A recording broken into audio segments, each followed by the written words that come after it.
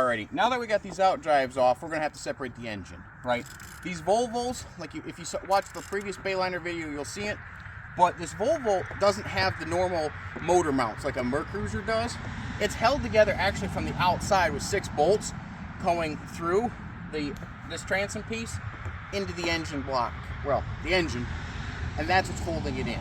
So to get that engine out, we're going to have to take these 6 bolts off. They're in the back, of course. So come on in, let me show you. Now we're going to have to take this hood off to access them. So get the right...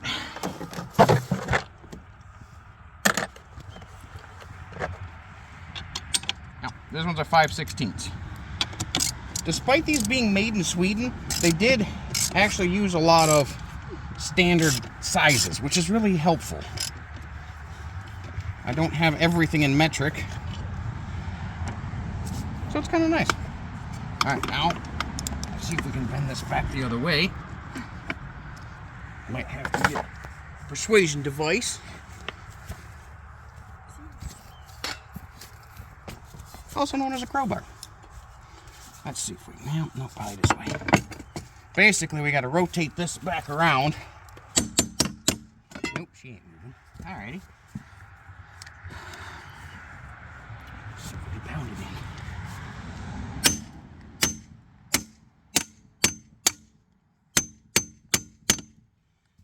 So, apparently, it's not easy to do with the outdrive off.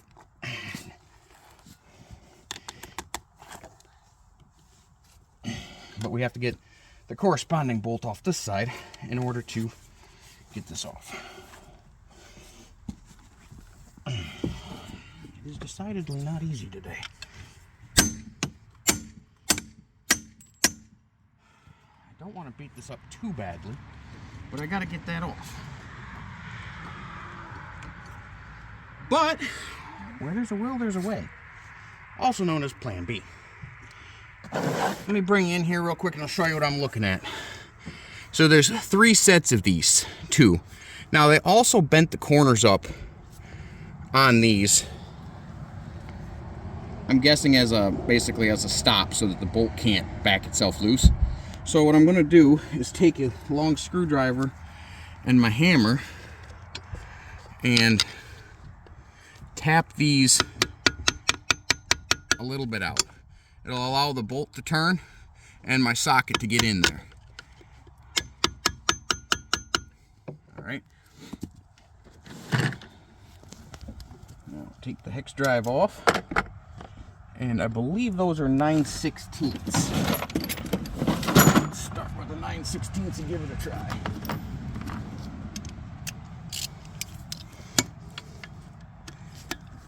Yes, indeed. Now these aren't torqued down all that tightly, just a little bit. Alrighty. So I'll get these 6 off and then show you what's next. Alright, so this is being a bugger. This other pin doesn't want to come out because I was having a very difficult time twisting this whole yoke over. I had to persuade it with the sledgehammer, and now I'm putting the Allen key in through the pinhole to get to it. And extension tool, because it needs a little extra torque.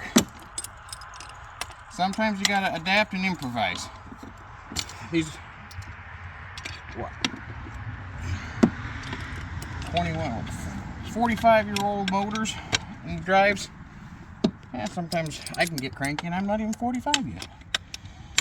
But with scrapping boats, sometimes you gotta improvise, figure out other ways of doing things.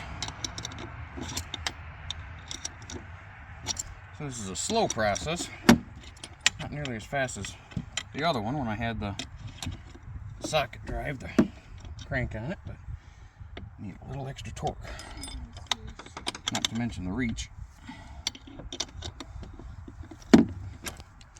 Now once we get this off, I can show you the piece that's, I guess you could say, the other slice of bread in the sandwich holding the drive on. There we go. Bugger. Alright. Now we can take the hood off. Alrighty. See it and access it a little better. This white ring in here, let me show you. this white ring is held on, well, it was held on by those 6 bolts I was showing you earlier, and it has kind of like a gasket around the outer side. So now I'm gonna have to get in there with like a screwdriver and kind of pop it out. Basically, the red in here is the engine. This is the gasket, if you will. Alrighty, let's see. Let's see how well this goes. The first Bayliner worked pretty well. This one, I don't know. Let's see if I can pry this out. Nope. All right, try one other tool here. Then we'll have to try plan B.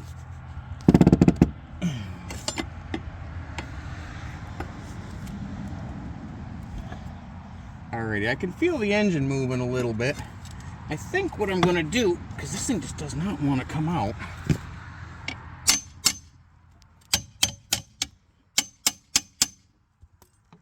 Don't want to ruin that gasket if I can help it, but I might have to. Nope, there we go. Alrighty. But this is gonna have to come off. And of course, the screw head for that is on the bottom side, because why not?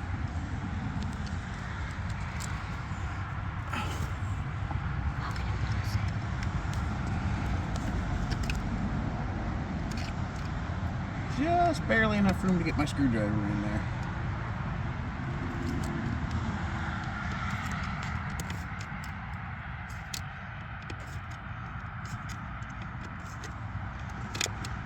That white ring fits fairly close to it, and it doesn't look like it'll go over the top of this bellows. So let's get these bellows off first before we try getting that piece off. For all the world, it kind of looks a lot like a donut. Not as tasty as a donut, but it still looks like one.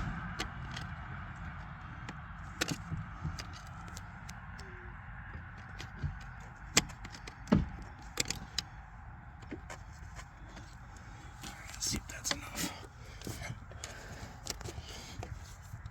I like to work my screwdriver around the whole hose clamp first to get it popped off. And then, well, we can rip it off. There we go. You get dirty doing this. All right, so here's the donut.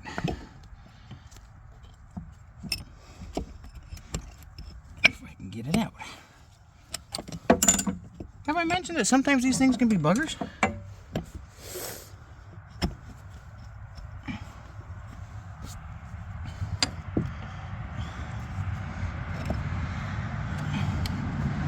Alrighty.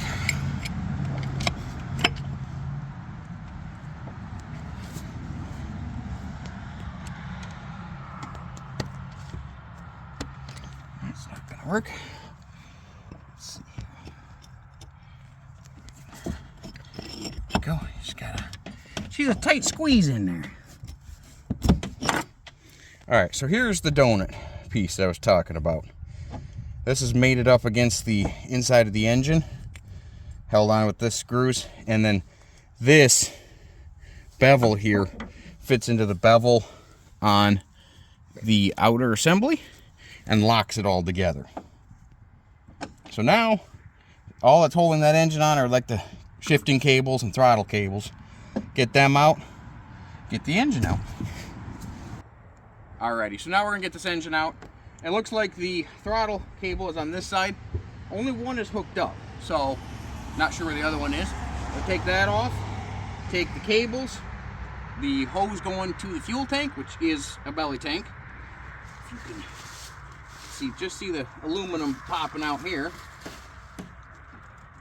And then we're going to get the rubber piece off the exhaust manifold. It's cracked.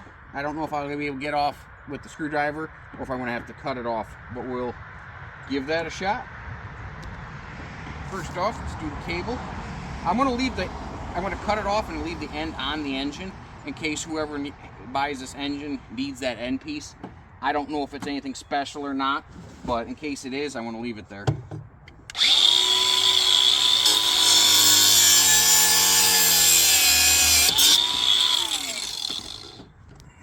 same thing with these. Doesn't look like there's any special attachments, but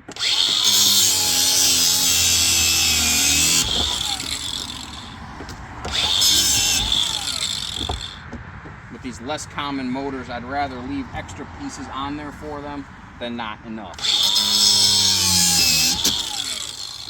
And to me, it's not going to make any difference because it's all it is at most a couple cents worth of scrap. So let's see if I can get these bellows off.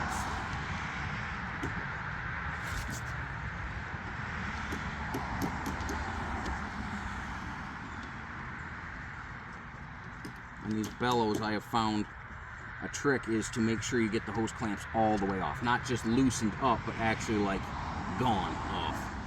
Back it all the way out till it is no longer attached to each other on the ends. Because it will be surprising on just how much it can bind up, even if it's only turned 1 or 2 turns on.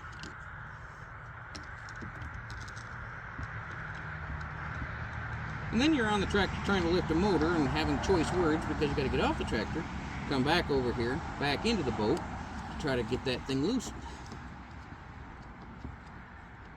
Of course, never have choice words when youngins are around, right? But when they're not around, that happens.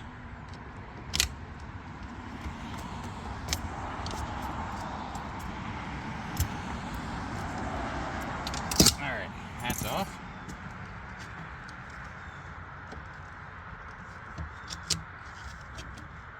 And that appears to be off as well. If you can notice, this engine is already canted down here in the front. That's because it's already off the back. Because that was all that was holding it on, right? Now I got this hose.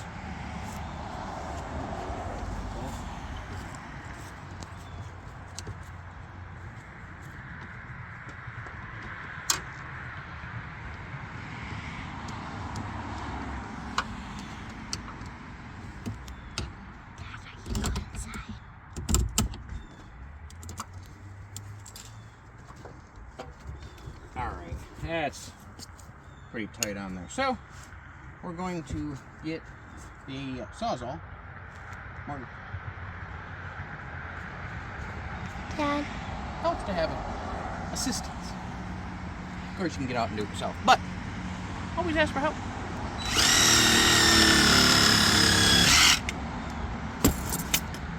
Alright. So, I think the only thing left is the fuel.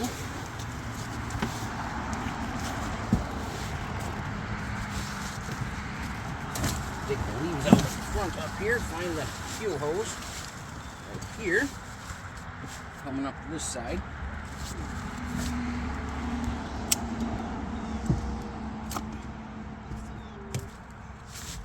And there we go.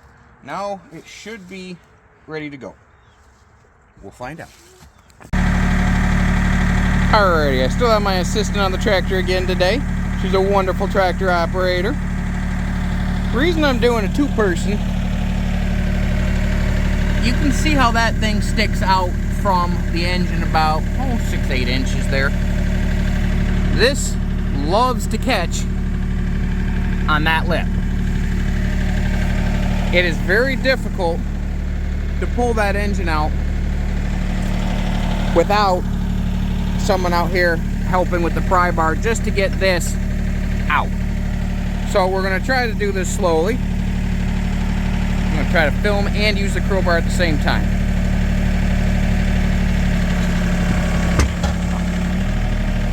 Alrighty, so indeed it did get stuck. Now I'm going to see if I can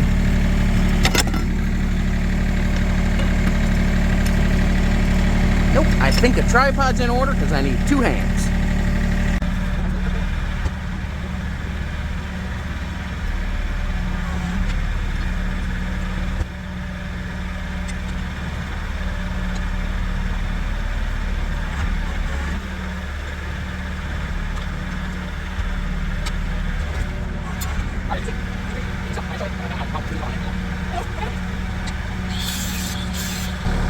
Those ones are buried in the leaves.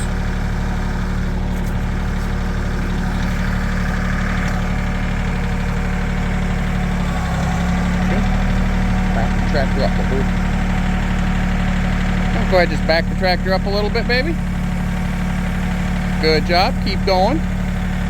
Keep going. Just keep going a little bit farther back. That's good. That's good, baby. Slowly let it down. Push it forward. Slowly.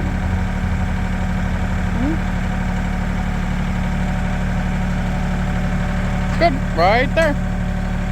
We have someone already on the way for this motor.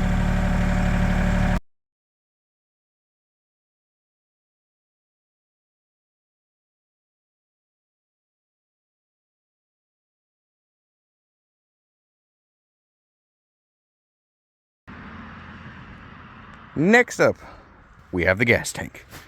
Like all of them that are the belly tanks, the center line floor, I gotta cut the floor out. Now this one looks like it's gonna be going very close to the edge of the seats. I may be under the seats, I don't know. I'm gonna go ahead, unscrew those seats, cut the floor out.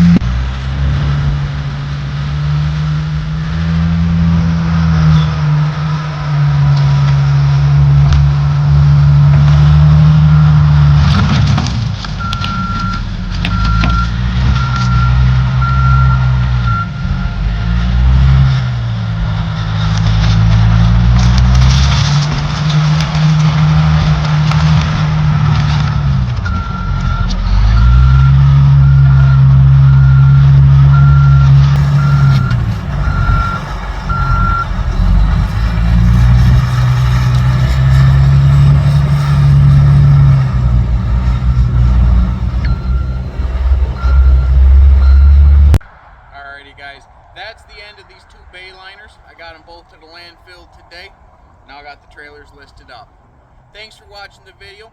Also, I wanted to do a shout out real quick to Thomas. He commented on my last Volvo video, or the last Bayliner with the Volvo, commenting on how the Volvo engines and drives are actually good drives and worth something. I've not tried selling one in a few years. The last couple I've gotten I just scrapped because in the years past it hadn't worked. I took Tom's advice, tried it again, both of them sold. The outdrives and the engines both sold actually before I got the hulls in the landfill. So I got over half my money that I invest in these back just from the engines and drives, and I still have the trailers available for sale. And that's going to get where, that's going to be the profit, right? So just say shout out, thanks for that, Tom. And guys, if you ever have tried selling stuff and it hasn't worked, wait a couple years, try it again. Maybe you'll be like me and actually find something that's got some more value. Thanks for watching.